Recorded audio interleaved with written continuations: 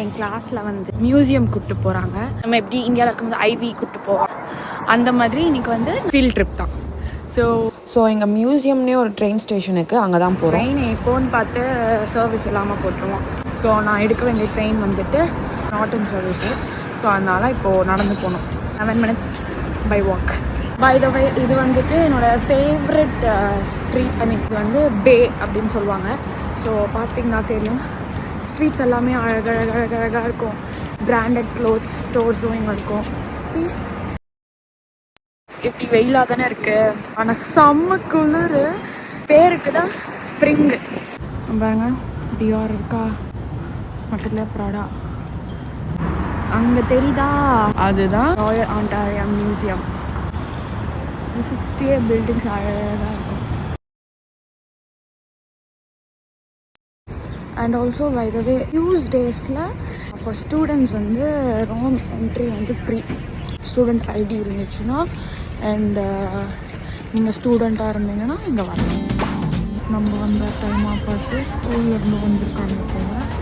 Huge Q இருந்துச்சு. அதுக்கப்புறம் பயங்கரமான செக்கிங்கை முடிச்சுட்டு ஸ்டூடெண்ட் ஐடி காமிச்சா ஃப்ரீ டிக்கெட்ஸ். அப்படியே உள்ளே வந்தாச்சு. போகிற வழியில் அப்படியே இவங்களுக்குலாம் ஹாய் சொல்லிட்டு போனேன். என்னோடய ஸ்கூல் லேப்லேயே பார்த்துருக்கேன். எனக்கு வந்து ஆல்ரெடி என்ன அசைன்மெண்ட் பண்ணோன்னு சொல்லிட்டாங்க.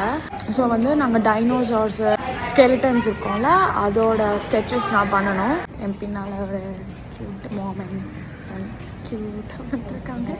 இங்கே தான் வந்துட்டு எனக்கு அசைன்மெண்ட் பண்ணணும். ஆல்ரெடி என் கிளாஸ்லாம் வந்துட்டு ஸ்டார்ட் பண்ணிட்டாங்க.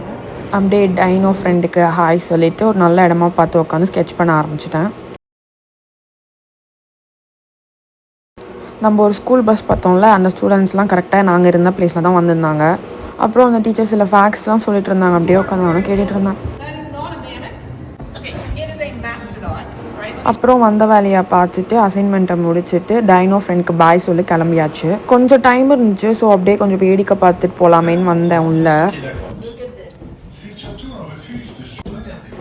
ஒரு 5 minutes உள்ளே இருந்திருப்பேன். ஆனால் ஒரே கிளாஸ்ட்ரோஃபோபிக் ஆகிடுச்சின்னு வெளியே வந்துட்டேன். ஐயோ பாவம், செத்து போன பேர்ட்ஸ். அப்புறம் எனக்கு ஒரு டவுட், இதை பார்த்து இன்ஸ்பயர் ஆகி ஃபைண்டிங் நீமோ படம் எடுத்திருப்பாங்களா, அதை பார்த்து இங்கே வந்து இதை போட்டு வச்சுருக்காங்களான்னு தெரியல. அப்புறம் இவர் தனியாக இருந்தார். இவருக்கு கொஞ்சம் கம்பெனி கொடுத்துட்டு இருந்தேன். கைஸ், கனடாக்குன்னு பெருசாக எதுவும் இல்லை போல், எல்லாம் வேறு ஊர்லேருந்து தான் எடுத்துகிட்டு வந்து வச்சுருக்காங்க. And guess what, Indian god lord விஷ்ணுவோட சிலையும் இருந்துச்சுங்க. இதையும் தூக்கிட்டு தான் வந்திருப்பாங்கன்னு நினைக்கிறேன். அப்புறம் அதை முடிச்சுட்டு அப்படியே நான் ஃப்ரெண்ட்ஸோட காஃபி ஷாப் போய் ஒரு நல்ல காஃபி குடிச்சிட்டு கொஞ்சம் லைஃப் அண்ட் கெரியர் பற்றி பேசிட்டு வீட்டுக்கு கிளம்பியா.